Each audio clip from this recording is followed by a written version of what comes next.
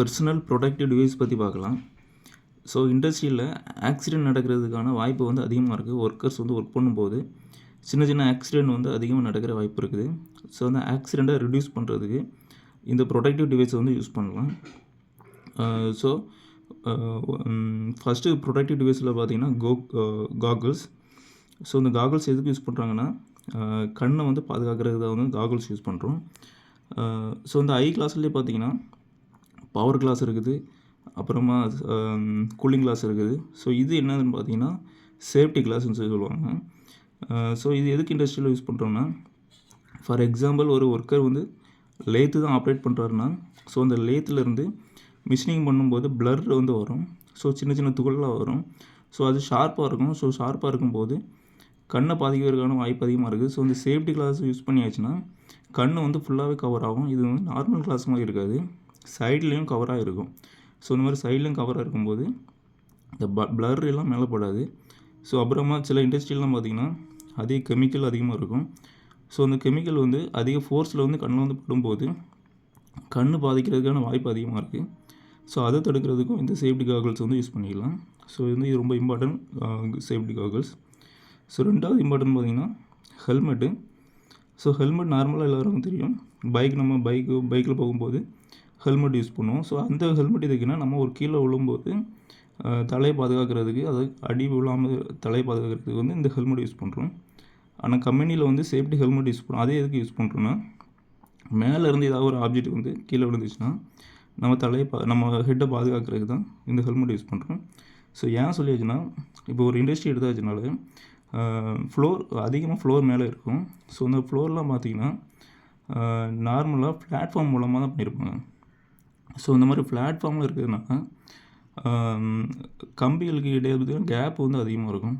So அந்த கேப்பிலோடி மேலேருந்து போல்டோ நட்டோ so இந்த மாதிரி விழுறதுக்கு வாய்ப்பு இருக்குது. ஸோ அந்த மாதிரி விழும்போது டேரெக்டாக நம்ம தலையில் பட்டுச்சுன்னா தலை அதிகமாக டேமேஜ் ஆகிறது வாய்ப்பு இருக்குது. ஸோ ஹெல்மெட்டில் படும்போது அதோட ஸ்பீடு வந்து கம்மியாகும், அதோட ஒரு ஸ்ட்ரென்த்து கம்மியாகும். இதனால் தலையில் அந்தளவுக்கு அடிப்படாது. ஸோ வந்து ஹெல்மெட் வந்து கண்டிப்பாக இண்டஸ்ட்ரியில் யூஸ் பண்ணியிருக்கணும். அப்படி யூஸ் பண்ணலன்னா இமிடியேட்டாக சேஃப்டி ஃபைன் அடிப்பாங்க. ஸோ இதுதான் ரெண்டாவது பாயிண்ட்டு. மூணாவது பார்த்திங்கன்னா க்ளோவ்ஸு. ஸோ நார்மலாக க்ளோவ்ஸு வந்து எங்கே யூஸ் பண்ணுறது பார்த்திங்கன்னா கிரிக்கெட்டில் யூஸ் பண்ணுறது பார்த்துருப்பீங்க. ஸோ கிரிக்கெட்டில் வந்து ஃப்ரண்டில் எக்ஸ்ட்ரா வந்து கோட்டிங் கொடுத்து அடிபடாமல் இருக்குது, கையில் அடிபடாமல் இருக்குது யூஸ் பண்ணியிருப்போம். ஆனால் கம்பெனியில் வந்து சேஃப்டி க்ளோவ்ஸ் யூஸ் பண்ணுவாங்க. ஸோ இது வந்து பார்த்திங்கன்னா ஒவ்வொரு பர்பஸ்க்காக யூஸ் பண்ணுவாங்க. இப்போ சில கம்பெனியில் வந்து ஹீட் அதிகமாக இருக்கும். ஸோ அந்த மாதிரி ஹீட் அதிகமாக இருக்கும்போது அந்த இடங்களில் ஆஸ்பெட்டாஸ் க்ளோவ்ஸ் யூஸ் பண்ணுவாங்க. ஸோ இதனால் வந்து ஹீட் வந்து அவ்வளோ சீக்கிரத்தில் வந்து ஹேண்டில் வந்து டேமேஜ் பண்ணாது. சில இண்டஸ்ட்ரி பார்த்திங்கன்னா கெமிக்கலாக இருக்கும். ஸோ இந்த மாதிரி கெமிக்கல் இண்டஸ்ட்ரி இருக்கும்போது ஸோ அதில் பிவிசி க்ளோவ்ஸ் யூஸ் பண்ணுவாங்க. ஸோ வந்து இந்த பிவிசி க்ளோவ்ஸ் யூஸ் பண்ணும்போது கெமிக்கல் வந்து கையில் படாமல் இருக்கும். ஸோ இது கெமிக்கலுக்காக.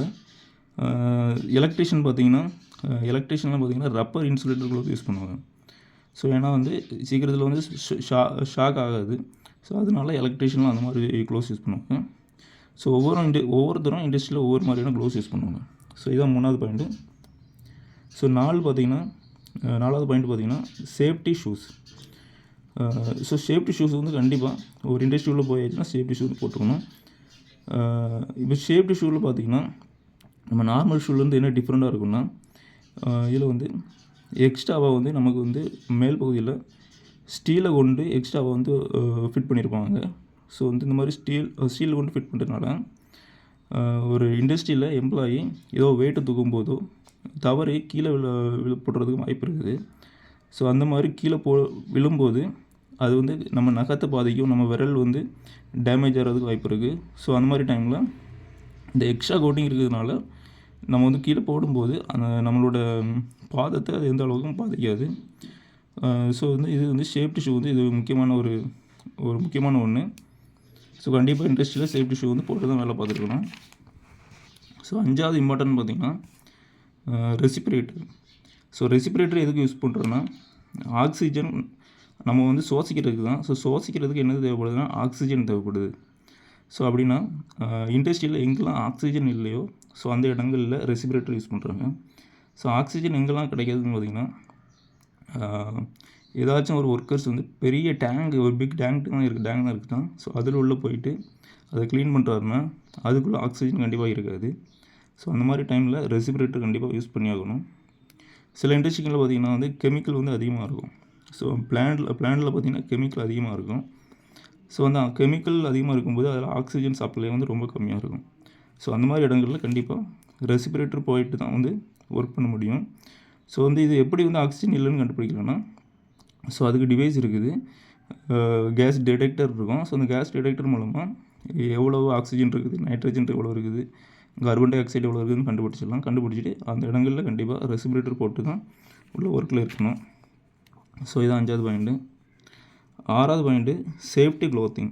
ஸோ சேஃப்டி க்ளோத்திங் என்னென்னா, அதாவது இண்டஸ்ட்ரியில் கவரால்னு சொல்லுவாங்க. நம்ம போட்டிருக்க ட்ரெஸ்க்கு மேலே இந்த கவரால் வந்து கண்டிப்பாக வந்து போட்டிருக்கணும். ஸோ இந்த கவரால் போட்டிருக்கனால சில இண்டஸ்ட்ரியில் ஹீட் அதிகமாக இருக்கும். ஸோ வந்து ஹீட் அதிகமாக இருக்கும். ஃபயர் உருவாக கூட வாய்ப்பு இருக்குது. ஸோ இந்த மாதிரி இருக்கும்போது கவரால் வந்து நல்லா திக்காக இருக்கும். ஸோ அதனால் வந்து ஃபயர் ஆகிறதுக்கு எந்த ஒரு சான்ஸும் இருக்காது. ஸோ அது மட்டும் இல்லாமல் இண்டஸ்ட்ரியில் ரொட்டேட்டிங் எக்யூப்மெண்ட் அதிகமாக இருக்கும்.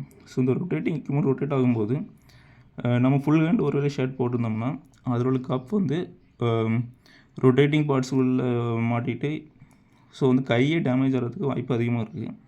ஸோ அந்த மாதிரி இடங்களில் கவரால் யூஸ் பண்ணும்போது ஸோ இந்த மாதிரியான ஆக்சிடென்ட் நடக்காமல் இருக்கிறது வாய்ப்பு கம்மியாக இருக்கும். ஸோ கண்டிப்பாக கவரால் வந்து ஒரு இண்டஸ்ட்ரியில் இருக்கும்போது கவரால் போட்டுட்டு தான் ஒர்க் பண்ணணும். ஸோ இதான் வந்து 6வது பாயிண்ட்டு. ஸோ இதெல்லாம் பார்த்தீங்கன்னா பர்சனல் ப்ரொடெக்டிவ் டிவைஸ் இண்டஸ்ட்ரியில் இருக்கும்போது இதெல்லாம் வந்து கண்டிப்பாக வந்து போட்டுக்கணும். ஸோ இது மட்டும் இல்லாமல் எக்ஸ்ட்ராவாக இருக்குது. எக்ஸ்ட்ரா என்னென்னு பார்த்தீங்கன்னா ஃபேஸ் மாஸ்க் இருக்குது, இயர் பிளக் இருக்குது, சேஃப்டி பெல்ட் இருக்குது, ஃபேஸ் ஷீல்டு இருக்குது. ஸோ இது எல்லாமே கூட எக்ஸ்ட்ரா ஃபிட்டிங். இது வந்து அந்த மாதிரி அந்த இடங்களில் தேவைப்படும் போது மட்டும் போட்டுக்கலாம். ஸோ பட் இந்த 6 வந்து ரொம்ப இம்பார்ட்டன்ட்.